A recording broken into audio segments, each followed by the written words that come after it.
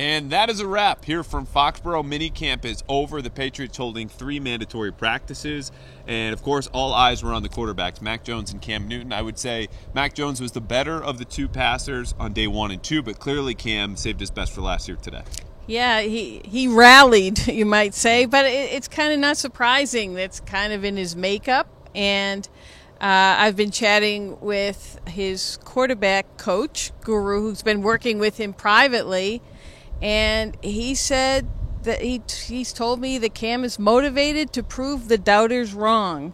And he's been working all day long at Gillette and then meeting with the quarterback coach. And they work till midnight almost every night to try and fix a lot of his issues, whether it's mechanical, footwork.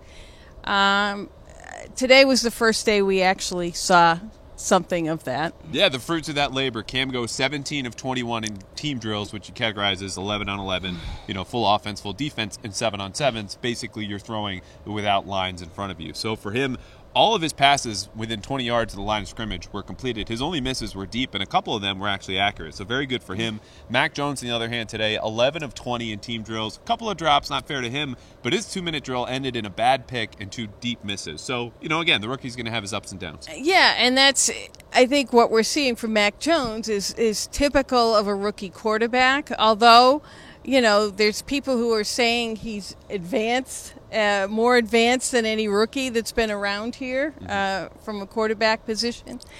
He definitely shows good things in terms of deciphering what's in front of him. But like today, he did have some trouble figuring out or calling the wrong thing. Again, rookie mistakes. Yeah. And a huge qualifier for all of this, none of these practices are in pads. There's minimal contact, no tackling. So the real football hasn't even started. But you also don't have the real defense because, as we know, Stephon Gilmore missed all 3 days, as Karen reported, part of a contract dispute, scheduled to make just $7 million in base salary, which is roughly half of what the other elite corners making around the league. So it's uncertain whether we'll see him from training camp. But you definitely notice that he was absent this week with Jalen Mills now lining up aside from J.C. Jackson. And I'm going to say it. I mean, that's basically the leverage Gilmore has, that the Patriots are lacking at outside cornerback. And again, if Bill Belichick and the Patriots are serious about contending, they're going to want to have a shutdown corner like Gilmore roaming at least one side of the field.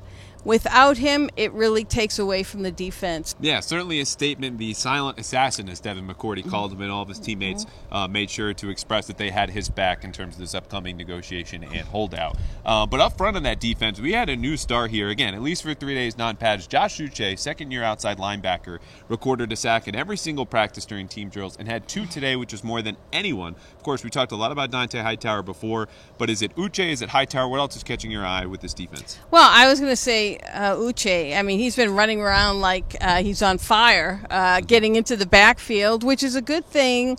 I think, again, year 2, he's a little more comfortable with the defense. He's kind of a little odd in terms of where they're going to put him position-wise. Yeah, he moves around. But if he can get to the quarterback, they will make room. They'll find a way to put him on the field.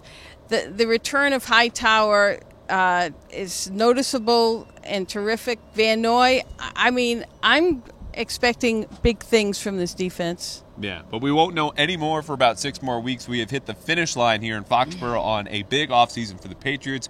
Revamped defense, a rookie quarterback in town. We can't wait for some football, but this was a nice little sneak peek until we get to training camp. So for Karen, I'm Andrew for the Boston Herald. So long from Foxborough.